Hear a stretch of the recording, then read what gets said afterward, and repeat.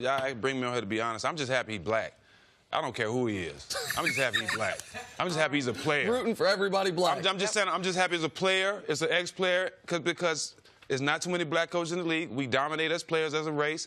It should be more black coaches in this league. I don't care who gets it, as long as it's a black coach. You don't care who gets it of those three? Of those three guys, no, I don't. Because I think they all do a great job. Well, let's break them down, because I believe that they all have a different story. Juwan Howard, is he going to be the next Riley Spoelstra, coach that comes from that pedigree like Fizdale did, head coaching there at Memphis, now coaching here with the Knicks. Now, Monty Williams, for me, is the most intriguing. I like him. I personally know him. He's a great man, had the tragic death of his wife a couple years ago, so that took him out of coaching, and he went to the front office with the Spurs. So he's got a balanced resume. Former NBA player, great leader, great communicator. Guys really trust him. He has the X's and O's, too, that I believe will, if he's on the right stage, people it will earn a lot of people's respect. So I like him personally.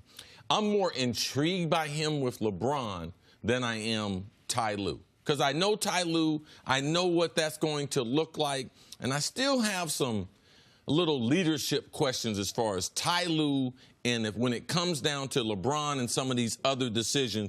I believe that Monty Williams would be a fresh start. He's not in the Laker family. He has no attachment to LeBron besides USA Basketball, which they said they had a good relationship. Right. So I think that that's the part people don't know about. So I'm looking for Monty Williams to kind of come out of nowhere to upset Ty Lue to be able to get the Lakers job. So everyone loves Monty Williams as a man. And that was before he dealt with the untimely death of his wife in a traffic accident that was devastated the entire NBA community.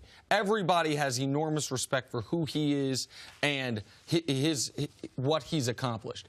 I also, though, once this name came up, because Luke Walton got fired shortly after we went off the air on Friday. Got fired right soon as the commercials. And by the way, man, it's nice to have friends, man. Golly. And on that note, just real quick, got you sweating. Got to the parking lot, started his car, and had another job. Well, and got me sweating this morning. Woo.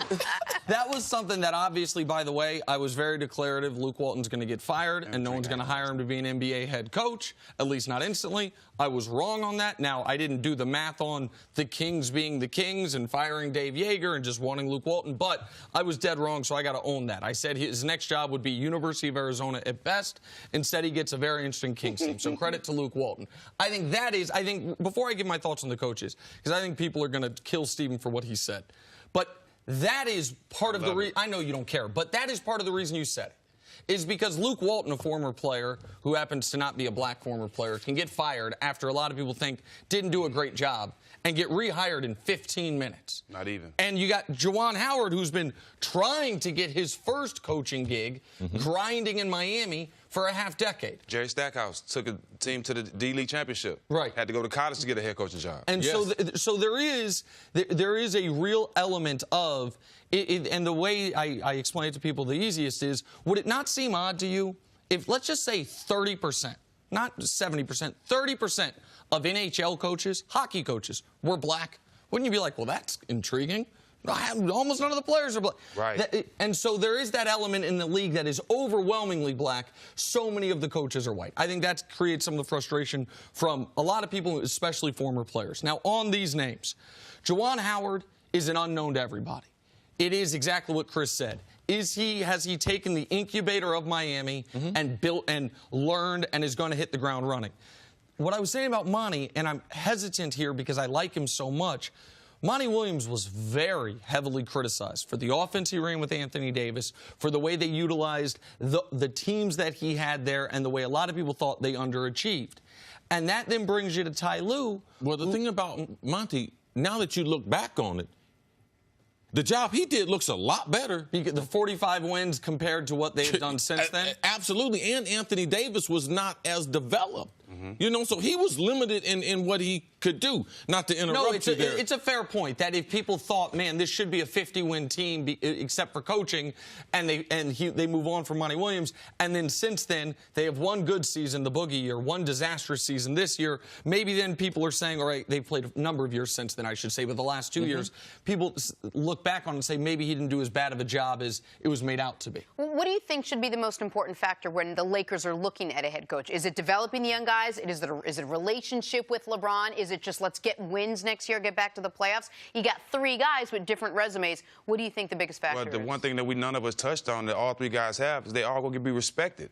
They all know how to demand the locker room. They're not going to let none of these players run over them. They're not going to let nobody not buy in. They're going to stand up, and if guys is not buying in, they're going to sit on the bench, and they're going to take the heat. And from what you've heard, that's a huge change from the Luke Walton. That's what the Lakers need. That's what the Lakers need, somebody to stand up and hold these guys accountable. All 3 of those guys are going to hold these guys accountable, and even with Ty Lue, he knows how to hold LeBron accountable. So all these coaches are respected. They're all players, and that's what guys want as a coach these days. They want guys that they respect. There's an odd thing that happens with Ty Lue, which is a lot of the people who are most critical of LeBron also then take away all of Ty Lue's accomplishments as a coach because he had LeBron. Like, Ty Lue went to 3 straight NBA finals. No, LeBron did. Okay, but LeBron wasn't coaching that team. Somebody had to coach that team. Somebody had to keep that team from falling over the ledge when they were down 3-1 to the Warriors. Somebody had to keep that team afloat last season when they dealt with 3 totally different rosters and when they were facing elimination in 3 separate games in the Eastern Conference playoffs where the team was injured, where the team didn't like each other throughout the season. I think Ty Lue's a really good coach. I think the only reason you wouldn't hire Ty Lue is because of the optics, because we are now handing the franchise over to LeBron. I think people in the Lakers front office, particularly Jeannie Buss, are worried that it would send a message that LeBron is in control when they don't want that message out there. And so I think that actually could work against Ty Lue, even unfairly. I got one question for Ty Lue before I hire him, though. Does he help me get Kyrie? Okay? Because if he don't help me get Kyrie, then I might look for someone else. Because if he's not an advantage to that, because I question some of the X's and O's. I believe that in Cleveland he had more support than he's got in Los Angeles as far as getting key players. Oh, I need someone, a wing defender. Oh, they had a better job of going about that. So there's a lot of other Lakers questions I'm concerned about more so than who the coach is going to be. I would be totally fine if they had, if somebody talked to, Kawhi's still playing, so it wouldn't be him. Kyrie still playing, but somebody talked to one of the free agents they're going after.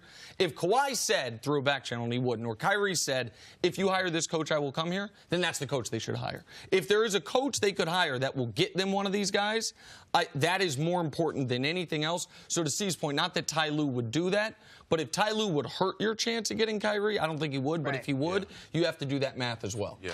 Thanks for watching. Subscribe here to get the latest from the show. Also, be sure to check out more of the best clips from First Things First, or go watch a few segments from our other shows on FS1.